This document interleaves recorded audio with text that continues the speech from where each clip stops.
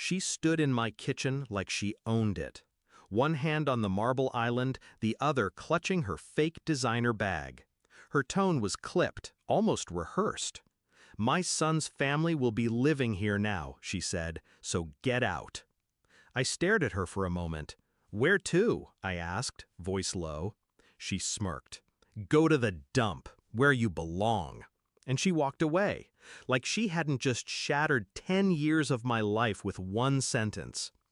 I didn't fight. I didn't scream. I just picked up my keys, grabbed my bag, and left. But I was smiling, because her words weren't a victory. They were a trigger. I met Daniel in college. He was quiet, clever, and carried pain behind his eyes. I thought I could love it away. His family? Cold, calculated.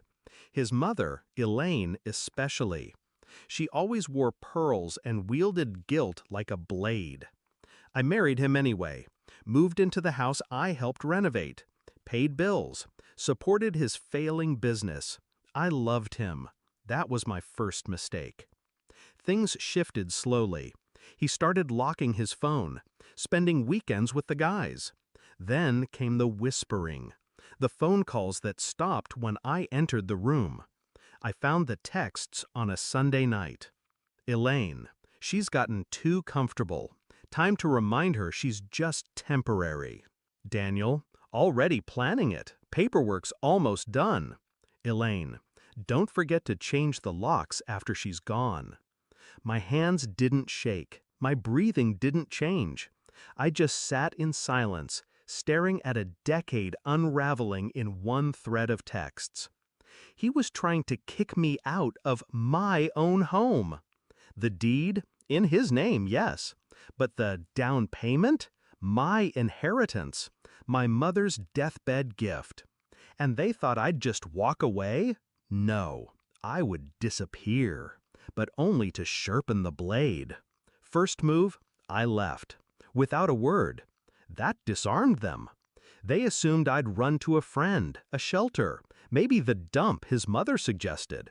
Instead, I went to my lawyer, the real one, the one I'd kept on retainer since the first time Elaine hinted at a prenup loophole.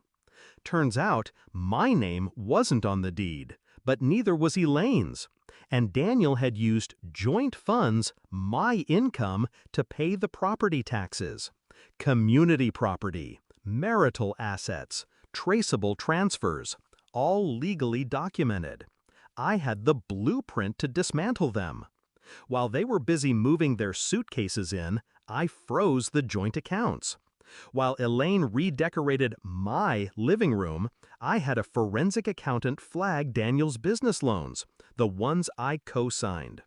And while they slept peacefully in the bed I once shared with him, I filed for an emergency injunction to block the sale of the house. Daniel was blindsided. Elaine was furious. But legally, they couldn't touch a cent. I wasn't just fighting back. I was setting the table for a feast of consequences. A week later, court day arrived. I wore black. Simple, controlled. Elaine showed up overdressed. Daniel looked confused. He tried to greet me with a pathetic smile. I walked right past him. Inside, I handed the judge 2 thick folders, one with bank statements, co-signed loans, and evidence of marital contribution. The other, printed texts, screenshots, voicemails. "Get her out. She's just a liability now. She won't fight. She's too weak." Weak. That word echoed through the courtroom like a ticking bomb. When I finished reading the messages aloud, the silence was suffocating. Even the judge leaned back. Then I made my final request: exclusive occupancy of the home, division of assets, and restitution. The ruling? Swift, brutal, beautiful. Daniel lost the house. Elaine was barred from the property. The accounts were split, favoring me due to documented financial abuse. His failing business? Frozen, pending investigation. I left the courthouse without looking back. That night, I returned to my house, alone. The locks had already been changed. By me. Elaine tried to come back 2 days later. She stood outside, banging on the door, screaming, threatening.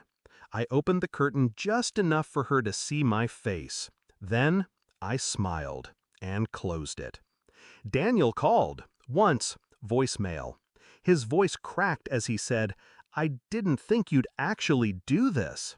No. He thought I'd beg, cry, grovel. But I don't cry anymore. I calculate.